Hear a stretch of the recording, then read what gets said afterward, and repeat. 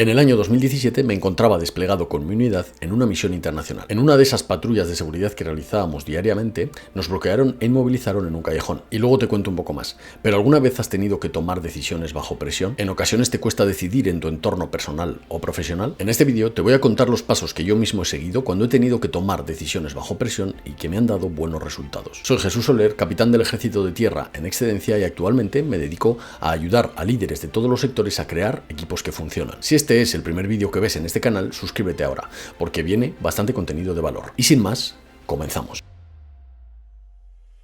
Punto número 1. El tiempo es un factor a tener en cuenta en la decisión. Por ley de Parkinson, todos los seres humanos posponemos la decisión hasta el último momento, aprovechando todo el tiempo que tenemos disponible. Es decir, normalmente posponemos la toma de decisión hasta que es imprescindible que lo hagamos. ¿Qué sucede a veces? Que o llegamos tarde para tomar esa decisión y cuando la tomamos ya es demasiado tarde, o que cuando se aproxima, como no hemos tenido en cuenta que el tiempo era un factor, la tomamos de forma más emocional y menos racional. Es decir, lo que nos pide el cuerpo porque tenemos que tomar una decisión ya. Yo aquí quiero darle la vuelta y que introduzcas el tiempo como un factor a tener en cuenta, de tal forma que te pongas una fecha tope con un margen para reaccionar cuando tengas que tomar una decisión. De esa forma, el tiempo pasa a ser uno de los factores de la decisión. Nunca vas a tener toda la información para decidir, pero el hecho de tener tu fecha tope ya pensada de antes te va a permitir decidir más racionalmente en el momento correcto. Punto número 2. Observa el entorno. Cuando nos encontramos en una situación bajo presión, nuestro cuerpo va a tener reacciones emocionales e instintivas. Es muy importante que en ese momento seamos capaces de centrarnos en el momento presente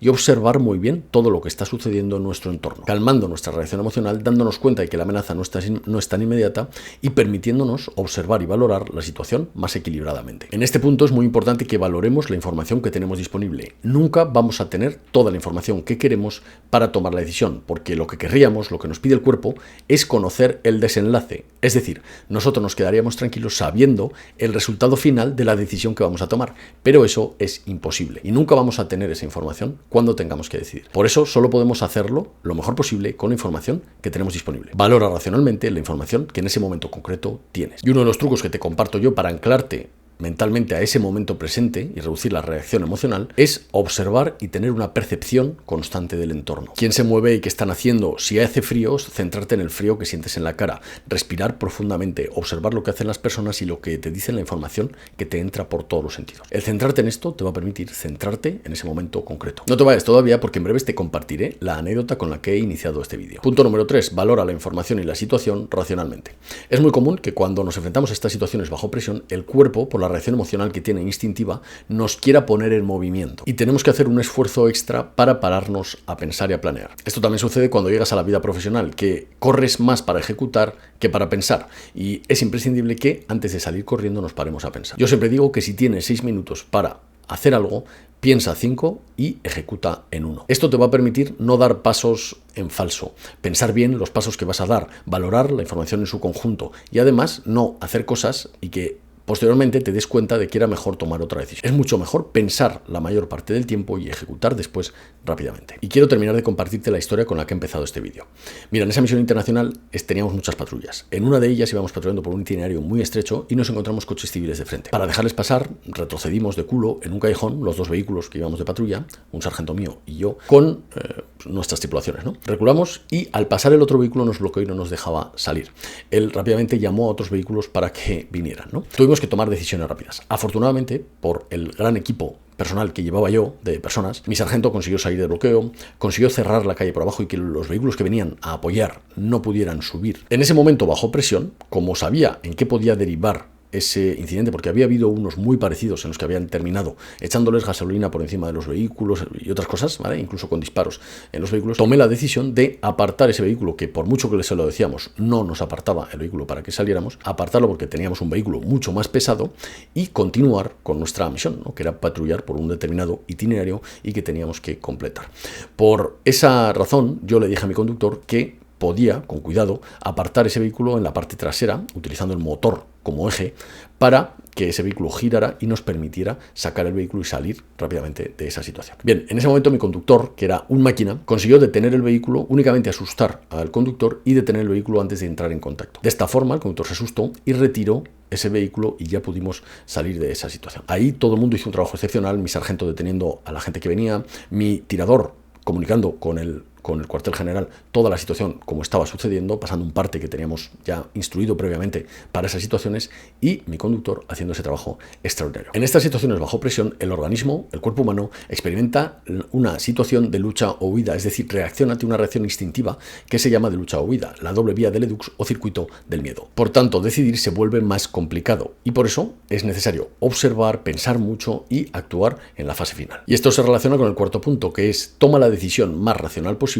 y ejecuta como un huracán. Y te explico brevemente en qué consiste el circuito del miedo porque es necesario para este punto. Cuando nos enfrentamos a una situación que nuestro cerebro interpreta como peligrosa, puede ser real o imaginaria, se provoca lo que se conoce como lucha o huida, es decir, una reacción instintiva emocional en la que la amígdala se activa para provocar una reacción instintiva en el organismo que se prepara para luchar o para huir. Esto activa ciertas cosas como el ritmo cardíaco, la irrigación de sangre de los músculos grandes para pelear o para correr, pero también inhibe la parte racional del cerebro, es decir, el córtex prefrontal sobre todo, entre otras zonas. Por eso la creatividad, el pensamiento racional, el pensamiento crítico se ven limitados en ese momento, porque a nivel cognitivo y cerebral se bloquean esas zonas. Por eso es tan importante esperar un tiempo cuando sentimos esa emoción, esa reacción instintiva y respirar tranquilamente para inhibir esa activación amigdalítica y permitir a la parte racional que entre con ese silencio para permitir tomar la mejor decisión, que entre a funcionar ese córtex prefrontal y que sea una decisión lo más racional posible. Pero una vez hemos hecho ese periodo de pensar, debemos ejecutar como un huracán. Y eso conecta con el punto 5, que es observa el feedback del entorno. Una vez hemos esperado ese tiempo, hemos pensado lo máximo posible, evaluando al máximo la información y hemos decidido ejecutar como un huracán, el entorno y las personas de nuestro entorno nos van a devolver un feedback. Esa decisión que hemos tomado, esas acciones que se van a producir,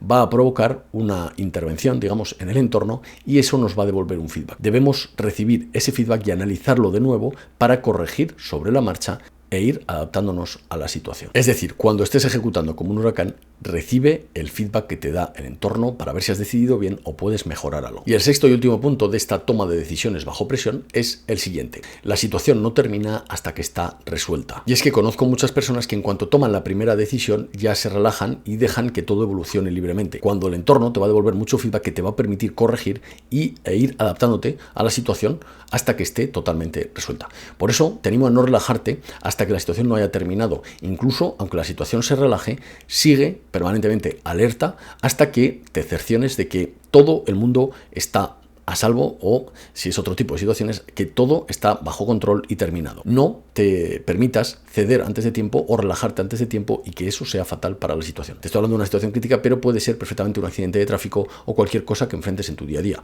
Por eso te animo a, hasta que no esté resuelto, hasta que no estés totalmente fuera de la situación, mantén la templanza y sigue decidiendo, optimizando e iterando el proceso. Y quiero darte un tip extra y es el siguiente: estudia lo que han hecho los grandes de la historia. Esto nos permite estar más preparados para cuando enfrentemos estas situaciones y además conocer un montón de situaciones tácticas, digamos en este caso, nunca mejor dicho, pero tácticas del día a día que nos pueden permitir enfrentar mejor nuestras propias situaciones. Te animo a estudiar la vida de otras personas, las biografías, hazañas, para entender cómo reaccionaron en esa situación y quizá emularlos un poquito más cuando se nos presenten estas situaciones. Muy bien, compañero, compañera, hasta aquí el contenido de hoy. Si el contenido te ha gustado y te ha servido, te animo a compartirlo con esas personas a las que creas que les puede venir bien. Si conoces a alguien que esté tomando decisiones difíciles, que haya tenido alguna situación bajo presión en la que decidir y no esté convencido de la decisión que ha tomado, mándale este vídeo para tranquilizarle y ayudarle. También te animo a dejarnos un me gusta para alcanzar al mayor número de gente posible y saber qué contenido te gusta más, a dejar tus experiencias en comentarios y a suscribirte al canal para seguir recibiendo el contenido